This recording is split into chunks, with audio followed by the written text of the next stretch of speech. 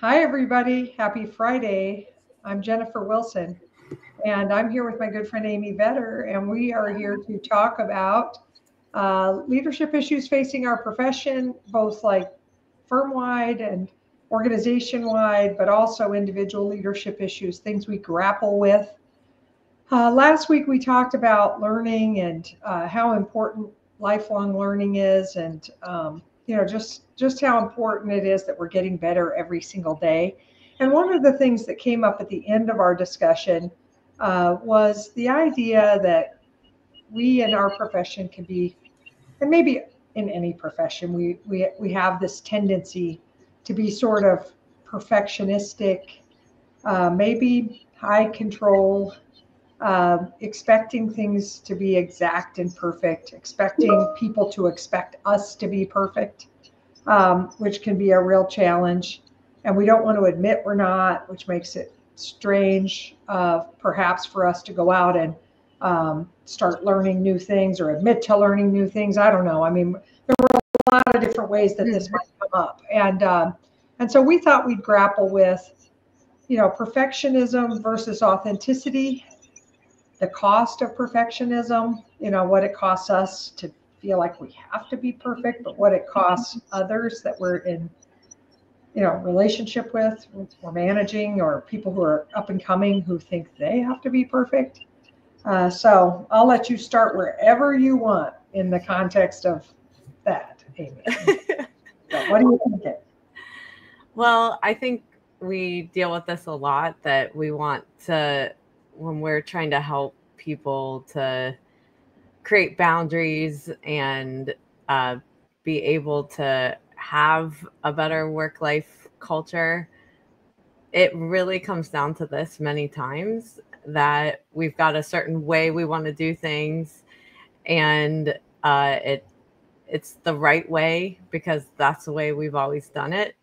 But the problem is that everybody learns and creates their own path to getting somewhere. So if we are going to trust people, we have to be more open with the flexibility of it doesn't have to be perfect if we get to the right answer. And that perfect definition might be something that looks a lot different when someone goes about the same task, and what we can let go of and what we can't let go of. So there can be non-negotiables in the process as you go through this. But what we want to do is allow people to show up their best in their way. And a lot of times when we have a perfectionist way of going about things, then we feel like that they can't do it their way, that they would have to do it our way in order for it to be right, which creates conflict, but it also creates a path where you end up doing it all yourself all the time and feeling like people aren't capable of doing the work because you've shown them, you've told them before, and you haven't actually given them the space to be them. And so we have to understand that some people are more visual, some people like writing, some people are more, I've got to go back and read something to understand it, or I need you to explain it to me to understand it. There's not going to be one way to do it. And so it's really important that if we're going to get past this, that we break past our own fear that something can be done in a different way. I love that. And, we often talk in our work about 9 sins of delegation, and one of it is do it my way. And it's a massive sin because it does just what you're saying. It creates this expectation that if I don't think I can do it your way and be myself at the same time, then I start like pretending to be someone else, which isn't sustainable, or I just avoid doing that thing. I think, well, I'm not going to do it. And while you were talking, the thing that came up for me was business development. There's a lot of, rainmakers who are looking and seeking to transition out of their practices and businesses in the next few years. And they're thinking, man, we've got to develop this next generation of rainmakers. And then they're trying to make the rainmakers make rain the way they made rain. Yes. And, they're like, well, now here's what I did, and here's how I did it. And you have to go to these events, and you have to do these things. And, we've learned in developing rainmakers that it's super custom to the person, their personality, their ideal target client, their gift set. There's a whole bunch of stuff that goes into your personal pixie dust way of developing business. And if leaders are like really bent on making people do it the way they did it, then we miss this wonderful opportunity to find the best way for the next gen person to do it. And we see a lot of people shy away from the conversation. They don't even want us to talk about it because they think, ugh, the way that guy does it or that gal does it, I can't do. So they just assume that means I can't do it at all. So it's a really interesting thing. Do it the way I do it. Sometimes that's important, and certainly with standards and quality and minimizing our risk, so consistency of work papers, that kind of stuff, all important, but it doesn't have to be exact, and I don't want to try to create a mini me because I can't. Yeah. And part of it too is how we might have viewed someone else when we were coming up in our own careers, as that's the way a manager is supposed to look, that's the way a partner is supposed to look, and that is therefore our definition of perfection.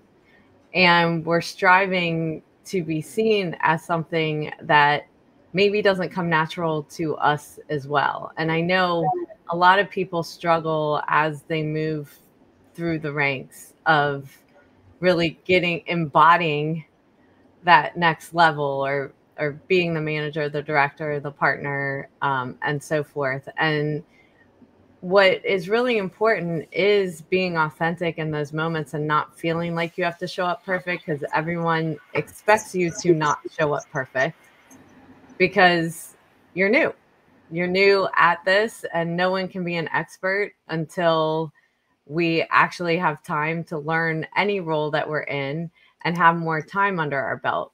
So I think it's a really important time when we're new or in a different role than we're used to, and trying to elevate into that role, that we don't go by what we've seen someone else do, that we're really open with the people around us, that this is new for us.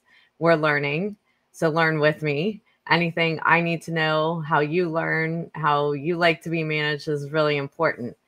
I think I see a lot of people struggle with the image of what they think they're supposed to be versus if they're just them and authentic and have the real communication and back and forth with people that work for them, they actually gain more respect than less, where they see, before that time, that they might see that as a weakness and that someone might not respect them as a leader. But they find once they have those communications, it actually makes it a more real relationship. And also you're teaching that next person that it's okay to be them. It's okay to make mistakes. It's okay to learn. And you're there to support them along the way so that they're not hiding it or trying to be perfect either. Yeah, I love all that. The other place I coach individual leaders about perfectionism is, this sometimes when I'm trying to appear perfect, it's because I don't want to be vulnerable. I don't want to let people in. Mm-hmm. And so I think that that's super crucial to just recognize. I feel like vulnerability is a genetic thing. Mm-hmm. I think some people are just naturally more open and comfortable being themselves, and others are not, so I do think that we have to look at that as a component. How vulnerable how much am I willing to let others in? And I think the more buttoned up you are, the more distant you try to keep people, the more you try to manage how far they get to know you, the more it feels like lacking transparency or something.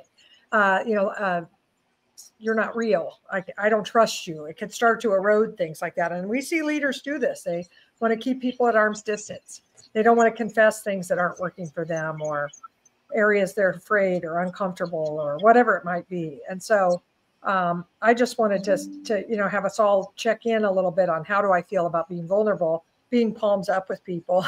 Here's my truth. Here's the real me. Here's what I really love. Here's what I'm really afraid of. The more of that we can be. One of the things that's weird is if I act like I'm fine and I don't need anything from you and I've got this, people will stand back and they may not wish me, negative things, but they're not going to do much to support me, enroll in my stuff, help me.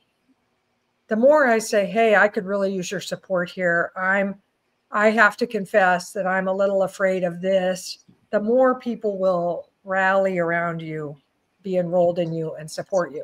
It's sort of the opposite. I think people think if I'm my real self, they won't like me or they won't follow me. And I think the more we are, as long as my real self is not, mean, arrogant, grumpy, constantly negative, the negative leadership attributes. But it is okay sometimes to be sad. It is okay to be scared. It is okay to be unsure. And people respect that in leaders, and they buy into it more than they would. Everything's fine over here. Don't look over here. I don't need anything from you over here. I think most people are off put by that. And some people will even try to tear you down. If they think you're too perfect, they're going to be sure to illustrate and highlight the places you're not. Yeah. And so I tell leaders all the time, if you think you have to be perfect to be successful, it's the opposite. Yeah. Well, and I do think too, some of that are belief systems that we've grown up with or have in the back of our minds, that it's important we get to why we're feeling that way, that we have to show up perfect all of the time, that nothing can be messy, nothing, can be an error or something doesn't work sometimes. So I know in my own journey in leadership as well, I was taking on too many things because I felt like it was all a reflection on me. Yeah. And, at the end of the day, as a leader, you do have where things are a reflection on you, on how things go, but it's really on your entire team. It's not just you. And when you start realizing that it's not just you, it's the team, then you have to start breaking some habits, because you just can't be that busy too much will come on your plate if you aren't utilizing the resources that you have and believing in them. When you hired the people that you hired, you thought they were smart, I'm sure. So there's, most of us would not hire people we did not think that could do the job. So we have to give people the support that they need to be able to do everything that they can to do the job, which even might not be in my way. But one thing that I realized over time is when I started relinquishing tasks, one by one, and getting used to that, I really did start seeing that I was learning things from the people under me, because they would go about a task a totally different way and get the right answer. And then it's interesting. And when we talk about continuous learning, that is something that is really important. Like, I know last year, even, thinking, I was talking to someone that was a younger manager and kind of in there alone in their work where they were. So there wasn't really a CPA above them. They were working for a financial company, but they were having to do, tax returns, and they didn't have people to go ask. And so sometimes we don't even know the question to ask because something is out of our realm. Well, they Mhm. thought to go ask AI to get it started, get to an answer, and then take it to their tax research software. That wouldn't have been my natural inclination to go about it that way, because that isn't something that I grew up with. It's new to me, and it's not as comfortable to me as it might be to someone in a younger generation. And so when you hear that, you're like, wow, that's pretty cool. That was a good way to go about it, because I don't know that I would have thought about it that way. So instead of being so steadfast on how to do something, there's only one way to do it, it's the way that I've always known to do it, giving people that space to get to an answer another way. Not that you can't give them adjustments based on that, but it actually teaches you how they learn. And then they appreciate that you are showing up authentically too, going, yeah, I wouldn't have thought it to do it that way. These would just be a couple changes I would make in order to get to the right answer. But I think it's really important that we kind of take thing like one at a time, not try to like delegate everything. But in order to get that comfort and, some reps in of delegating, seeing the effects, seeing where my time starts opening up. And then I'm like, oh, this is better. I can spend time on the higher level work and maybe not be so overloaded where I don't have time for my personal life as well. Yeah, for sure. The other thing about the, perfectionistic tendency and do it my way syndrome or whatever is us saying, hey, let's figure out, let people be themselves, let them learn the way they learn, let them try their approach, let's see how effective it could be, let's learn from it. We also need to recognize that there's still room for us to say, here's how I do it. And there's nothing wrong with here's how I do it.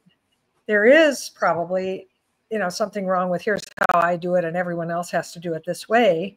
There should only be a very small number of things that are like that, and they better be pretty risk focused. And otherwise, here's how I do it. Now, how do you do it? And like information exchanging.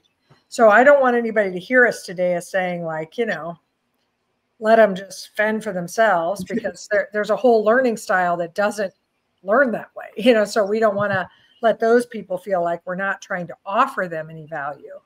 It's the degree of what I'll call emotional attachment that we have to the way we do it that matters. And, my way isn't perfect, and I can't be emotionally attached to whether you mirror my way.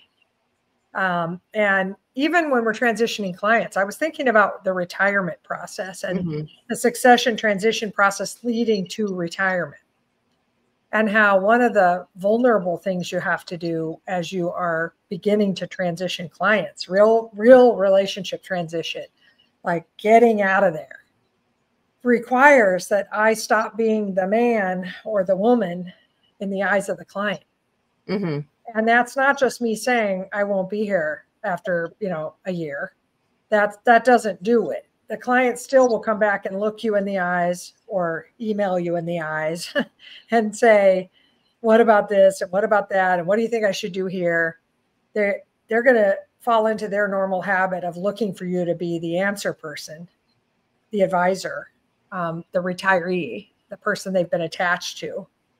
And we as transitioners, anybody out there transitioning, we have to step back into the shadows and let our transitionees step forward and answer those questions. And they may not do it the way we would have said it. They may not even always give the right answer. We can't unempower them in front of the client. We can tell them later after the meeting, hey, I would have done this or that, or maybe you should call back and also say this. But I have to somehow empower my transitionees so they're the man or the woman. They're the one that looks good. They're the one that looks more perfect, regardless of their approach or the differences from mine. And I can't try to keep getting in there and keeping that client attached to me. And that's a really vulnerable, hard thing to do, to step back and not be, the first answer given to the client anymore, not be the expert, not be the person that everybody looks to. And it's hard. That's a thing to definitely practice and to notice for those who are transitioning. And for those of us who might be transitionees taking things, to understand how painful that has to be, and yet still make suggestions about how they could, the other person could let go and empower you and put you in the driver's seat for those kinds of things. Highlight you, put the spotlight over you. And just explain that that's it's going to take for this client to buy me. Yes. I'm the product we're trying to sell now. Help me. Mm-hmm. Yes. So anyway, that's another place that I see this lack of vulnerability or desire to keep being seen as perfect get in our way. Yeah.